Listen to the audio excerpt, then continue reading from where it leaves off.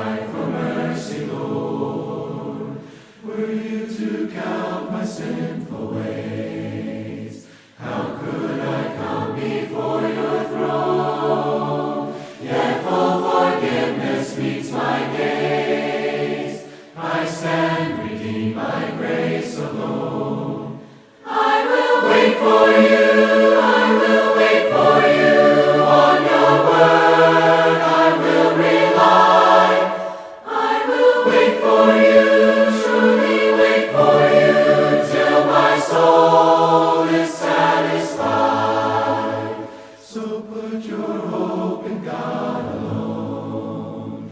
Take courage in his power to save, completely and forever won, by Christ emerging from the grave. I will wait for you, I will wait for you. On your word I will rely. I will wait for you, truly wait for you, till my soul is satisfied. Now he has come to make a way, and God himself has paid the price, that all who trust in him today find healing in his sacrifice. I will wait for you, I will wait for you. On your word I will rely. I will wait for you, truly wait for you, till my soul is satisfied. I will wait for you, I will wait for you, through the storm and through the night. I will wait for you, truly wait for you, for your love is my delight. For your love is my delight. Hi everyone. I was thinking about the idea that sometimes God doesn't always give us what we want. And many times as we look back on that in hindsight, it is a good thing. Thinking of the old Garth Brooks song, Thank God for Unanswered Prayer. And I was thinking about that and just letting that bounce around in my head a little bit, and then I was rereading the story of Jesus raising Lazarus from the dead. And I was reading a little bit of the fallout from that in terms of after Jesus did that. Some of the Jews that were there believed, but some went back and talked to the Pharisees and told the Pharisees what Jesus had done. And it was interesting because I read a verse that I had never seen before in Scripture in this passage, and so I want to jump into that. And it said the chief priests and the Pharisees came together, and they said, basically, what are we going to do with this guy? He's performing signs, and if we let him continue to do this, then the Romans are going to come down on us, and they're going to destroy everything we have. And then it says that one of them, Caiaphas, we know Caiaphas because Caiaphas was the one who eventually turned Jesus over to the Romans, and who was the high priest this year, it says, you know nothing. He's talking to all of his high priests and Pharisees. He says, you know nothing. Do you not understand that it is better for you to have one man die for the people than to have the whole nation destroyed?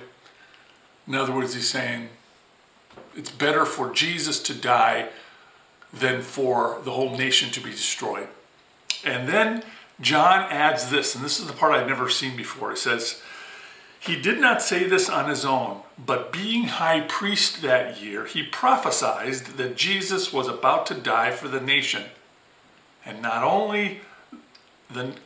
for the nation only, but to gather into one the dispersed children of God. And then it says, from that day on, they planned to put Jesus to death. I was thinking about that little addition that John put in there, that Caiaphas had actually prophesied that Jesus would die for the nation. And so he talks about that with his disciples, but he's thinking of it to kind of help them stay in good stead with the Romans. But instead, God gave that to him to say he was going to prophesy that Jesus would die for everyone, and that Jesus would be the sacrificial lamb that they were so looking for. Caiaphas missed it. Caiaphas didn't understand what God was doing.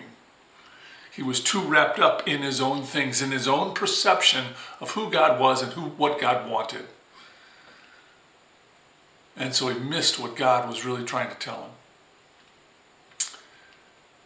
He wanted God to fit into his box.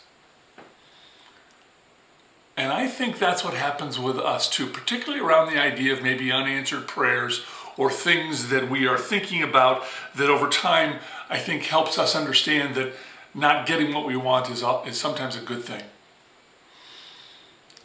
And so I think that happens in our lives too. And what I mean by that is that I think sometimes we have this false understanding of who we want God to be, just like Caiaphas. We want God to fit into our little box. And our little box is a box who says, well, God is just going to console you. God's just going to affirm whatever it is you're doing. He's going to heal you, and he's going to love us. And we think that's who God is. And so we've somehow told ourselves and are telling God, this is who you need to conform to be. And we miss it. We miss who God really is. Because God is all those things. But God also is holy. And as such, he requires righteousness on the part of his people. And that's where Caiaphas began to fall down. His righteousness was in his righteousness to keeping the law on top of the law, if you will, rather than righteousness to God himself. Because God wants righteousness. He's there to console us. He's there to heal us. He's there to affirm us. But he's also there to confront us. He's also there to expose the things that are idolatrous in our lives. Newsflash, folks. We all have stuff in our lives that are our idols that we hold on to. For Caiaphas and the Pharisees, it was all those laws that kept them safe from really keeping the law and being righteous before God. God wants that in our lives. He expects that in our lives. He has given his very Son so that we might have life, that we might become obedient to God, that we might live in a way that reflects the righteousness that God demands of his people. And that's not a holier than thou kind of righteousness. Rather, that is a humility and putting others before yourself kind of righteousness, just as Jesus did. That's our call. You want to be in good stead with God? You want to have good standing with God?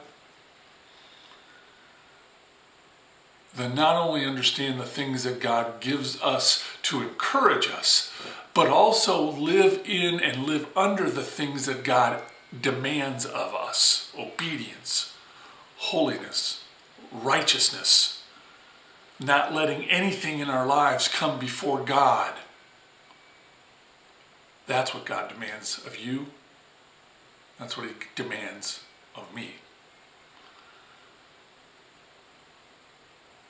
So take a look at your life. Ask God to put a spotlight on those places that you give lip service to, but don't really live into. I encourage you to do that today. Let me pray. Lord, you are good. You are a God who does answer our prayers, sometimes by not answering them, because you and you alone know what is best for us. And so, oh God, I ask you to help us to live under you in a way that honors you rather than accommodates you. Lord, we need that kind of holiness in our own lives. We need that kind of, if you will, true devotion to you. Lord, don't let anything get in our way when it comes to serving you, by serving the world. I ask that, O Lord, in your name. Amen. Well, I want to encourage you to join us for worship on Sunday at 10 o'clock, either online or in person. And then at noon, for those who would like to, we're going to gather in the atrium in person and talk a little bit about what it means to be together to go. I know this applies to some people, and some people go, I'm not going to do that, and that's fine. But we're going to, for those who want that kind of face-to-face time together, we're going to talk about what it means to do that in a safe way as best we can in the midst of the pandemic, but also then to not just be about ourselves, but then to go and do something. And we'll talk about and brainstorm some ideas for what that might look like as well. And that will be at noon, so have lunch and then come. So we'll give you an hour between service and that gathering to do that. So I hope to see you then, and I hope you have a good rest of the week. God bless everybody. Bye-bye now.